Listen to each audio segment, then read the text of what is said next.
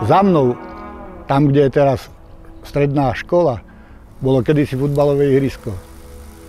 A na tomto ihrisku sa odohral kedysi možno najpamätnejší zápas v histórii futbalu v Nižnej. Aby to hrysko trošku malo, vypadalo aj pre hráčov priateľné, tak bolo potrebné tú škváru smykovať a smykovalo sa v pondelok večer. V Nižnej iné hrysko nebolo, len škvárové, a na úpravu škváru si funkcionári fotbaloví pozvali jedného odborníka z Dolniakov od maďarských hraníc, ktorý sa volal Pišta Báči. Ten sa staral o ihrisko po celý čas súťaže, ktorú sme hrali vtedy ešte len prvú B triedu.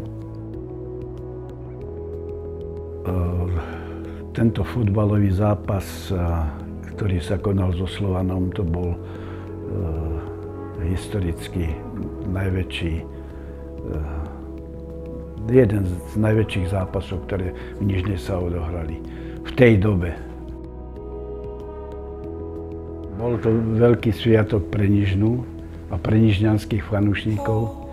A nie len pre nižňanských fanúšnikov, ale aj pre celú Hornú Oravu.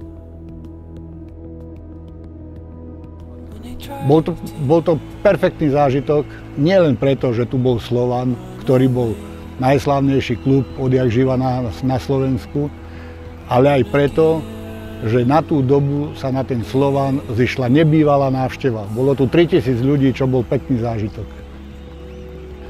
To hrysko bolo lemované 5 stupňmi, 3 stupňmi, 5 stupňmi okolo celej plochy.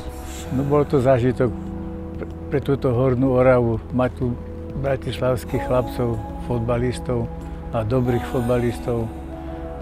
Potešili sa tomu aj spoluhráči moji, lebo veľa hráčov poznali, však chodili do Bratislavy do školy, tak na fotbal chodili, poznali. V tej dobe som mal 26 rokov a z týchto hráčov som bol najstarší hráč.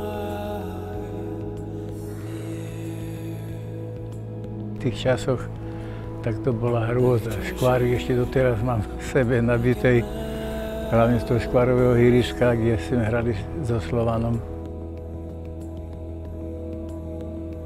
Ľudia na vlastné oči videli hráčov a hviezdy Slovana Bratislava, ktorý vtedy bol v rámci Československej republiky popredným mužstvom. Keď sa hral tento zápas, mal som 13 rokov, bol som už kapitán žiackého mužstva a dostalo sa nám tej cti, že sme pred zápasom obdarovali kvetmi hráčov nastúpených na strede hryska. A mužstvo žiakov slovanistov, B mužstvo žiakov Teslu Orava, našich. Dodnes si pamätám, že sa mi ušiel akurát Karol Joko. Viete, čo to bolo pre mňa ako malého chlapca? Takú motiváciu málo kto zažil v tých časoch.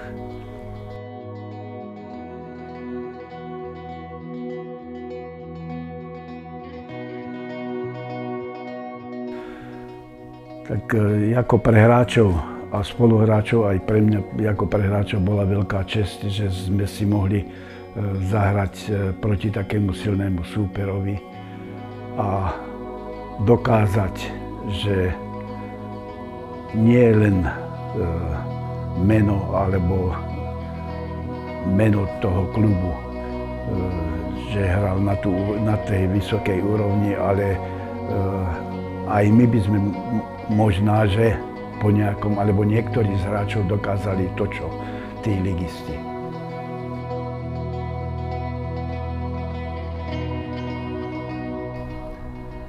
Hra ako taká bola zaujímavá. Videli, ako žiaci, ostali sme okolo lajny, tak sme ju videli zblízka. Nik nám nezavadzal vo výhľade. Skrátka, bol to úžasný zážitok. Na ihrisku to bolo zaujímavé. Bolo sucho, takto hasiči pred zápasom postriekali, namočili aj v bráne, namočili, hoď tam bola taká mláka zasypaná pilinami. Tak to došlo potom aj k úrazu, keď sa strieľali trestný kop, kopali spoza 16-ky. Lobda sa otočila do ihrička naspäť, ja som sa chcel odraziť.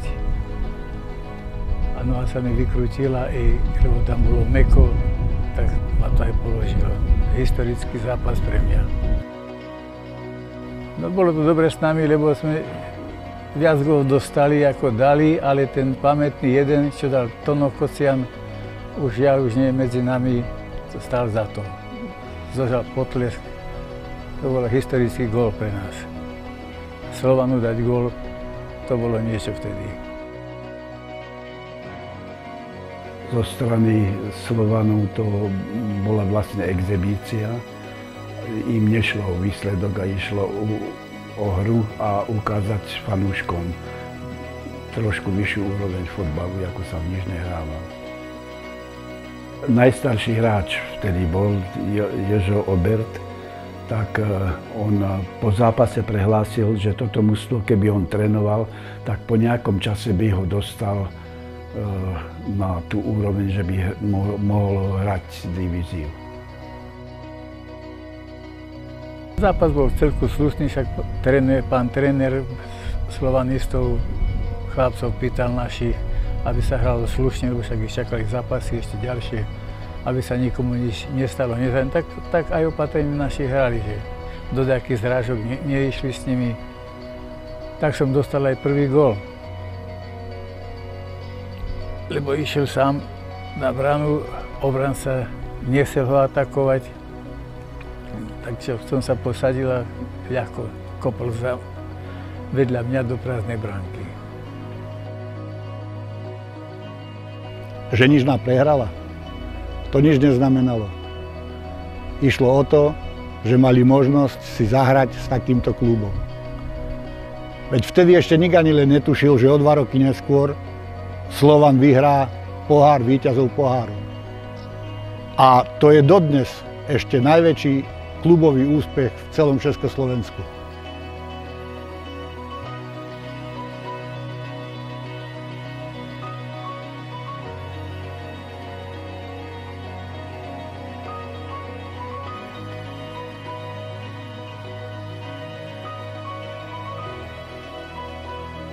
Tak mi teraz napadlo, keďže Slovan je znovu majstrom. Ak by chcel zopakovať podobný úspech aj v budúcnosti a chcel by vyhrať Ligu majstrov alebo Európsku ligu, možno by stálo za to, aby porozmýšľali Slovane, či nemajú znovu prísť do Nižnej odohrať priateľský zápas.